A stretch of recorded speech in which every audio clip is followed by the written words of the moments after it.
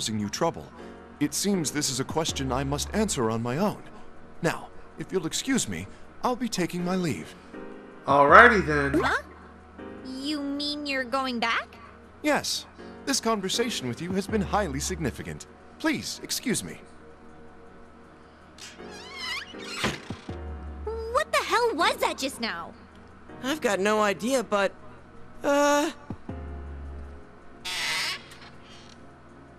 Wait, what now? I'd almost forgotten. If you truly are in a great hurry to reach the top of this tower, then please make use of this door here. Well then? What door? That is a coffin! That was mysterious. A little bit. Theodore asked us why we were fighting. The reason I had such a hard time finding an answer is because I couldn't find a way of putting it into words. I mean, we all have our own reasons for being here. We peek behind the coffin lid that Theodore left through and discover a set of stairs leading up. I thank the man for his brief but helpful appearance and then try to locate the others once again. Good, I can sense everyone's strong wills as they go around the school. It's reinvigorating, and I feel my own spirit lifting. What I need to do right now is nothing but do my best. Now we get to go rescue the rest of the Persona 4 cast, which have all taken up the roles of being damsels in distress, including Kanji. That was with 1% of the overall story.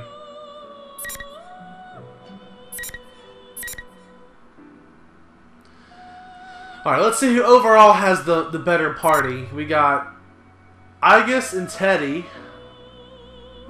Okay. And Akihiko and Mitsuru. I am going to pick the shorter one first. We'll go ahead and do Going Wild.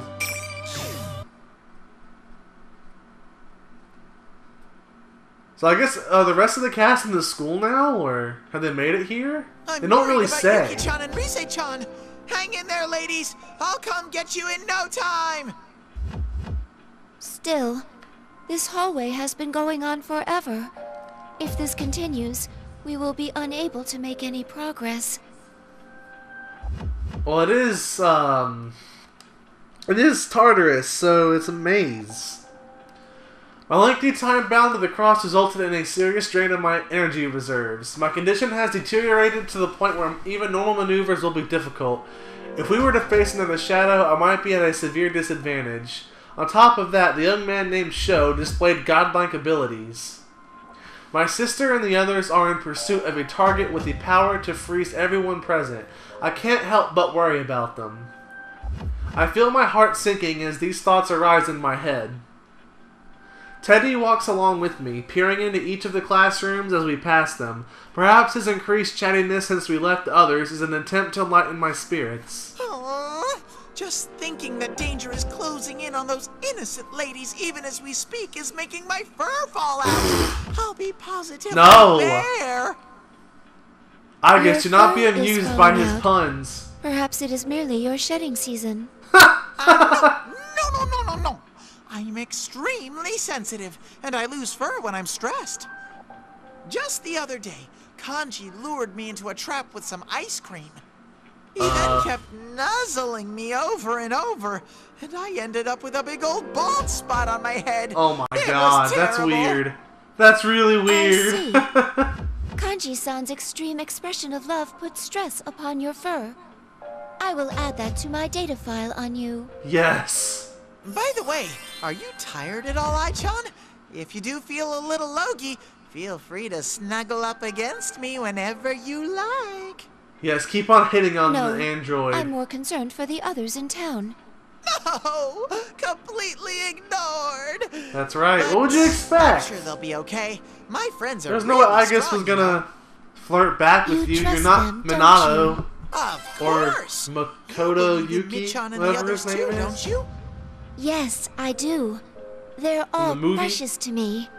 We're the Can't same wait to see the after second all. one. You're sparkling too. Sparkling? I love everyone who's nice to me, and the world where everyone that I love lives in really sparkles. And I want to protect that sparkle and help everyone out. Teddy's large eyes are guileless and honest when he speaks of his friends. I am an anti-shadow weapon, and yet Teddy's presence is similar to those of the shadows that I've been exterminating. Does that have any importance? Thinking about someone else strengthens your own powers. We know of that phenomenon. Social link, So go! why doesn't that Minazuki guy get that? Because does he he's not a see villain. the sparkling? He has no social link. Teddy then declares that it's up to him to become Minazuki's friend. Eventually we come to a door next to a sign reading Music Room. Teddy sniffs for some time as if searching the room, then sneezes loudly. Achoo! Ugh. We can't get to the exit unless we go through here. By the way, won't you take a little break here? You still seem exhausted, and I'm worried about you. Teddy looks at me with worry while he suggests that. We should have descended quite a bit by now, but there is still no sign of the exit. There's no time to hesitate, but most of all, I can't let myself become a burden either. Thank you. You're truly kind. Of course I am. It's basic bear etiquette. Teddy puffs out his chest with pride as he puts his hand on the music room door, where I'm sure a shadow will be waiting for us. We're barreling in. Excuse us.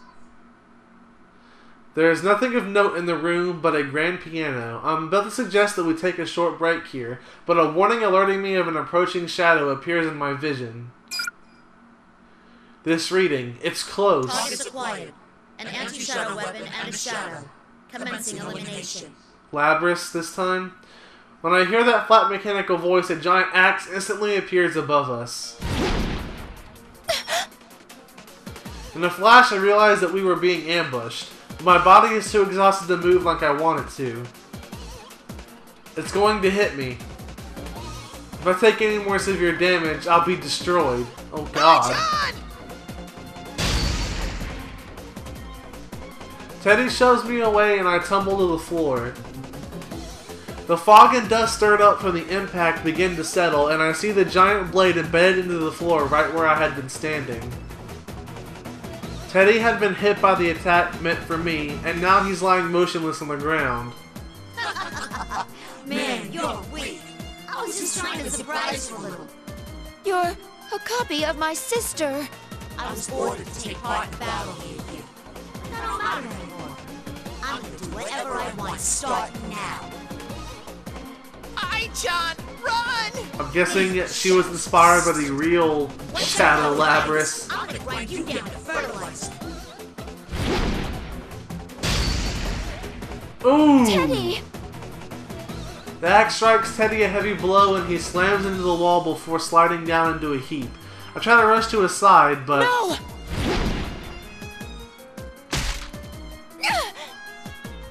I wasn't careful enough. The strike at Teddy was part of a combo, with the second attack anticipating that I would try to come to his aid. Though I was able to avoid a direct hit, the tip of the axe catches my leg with a dreadful noise.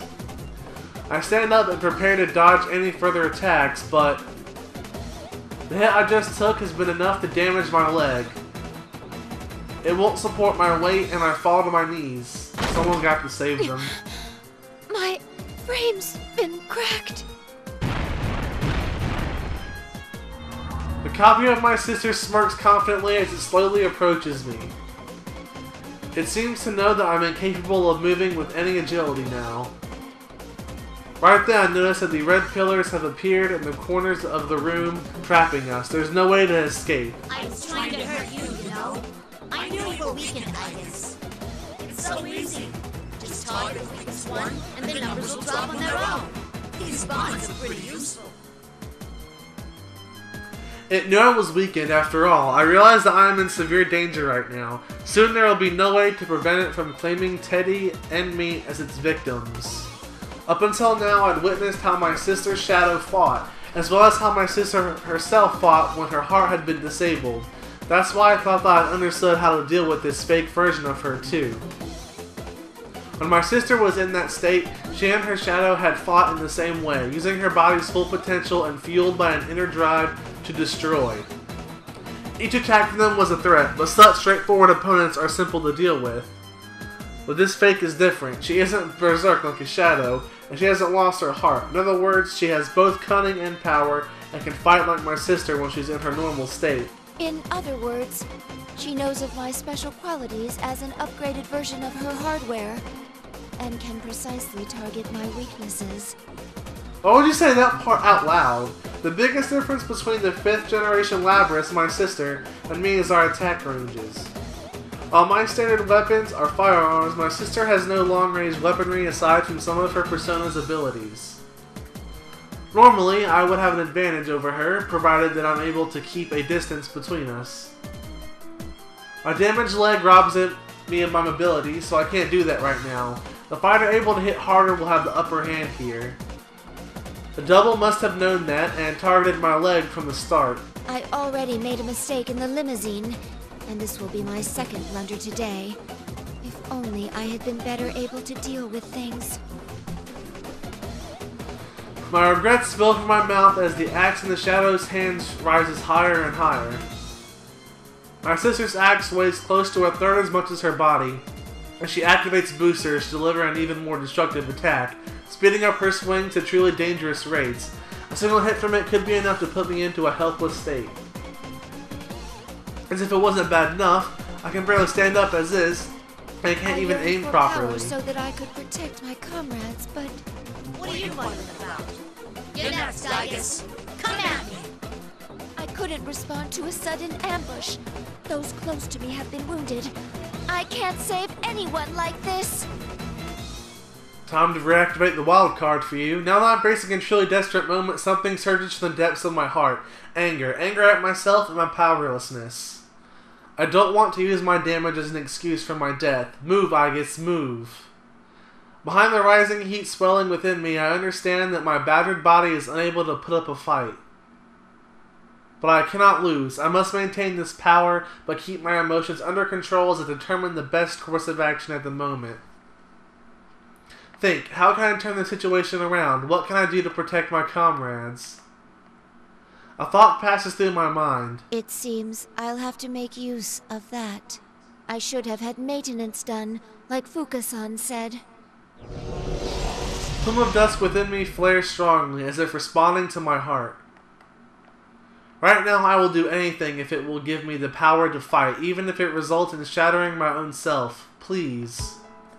Give me the power to protect my friends. Persona, rise up. Beginning frame coding. Stand by, EXO. Are you still gonna try something? Sounds like you don't want to fight that. What is she doing? Here!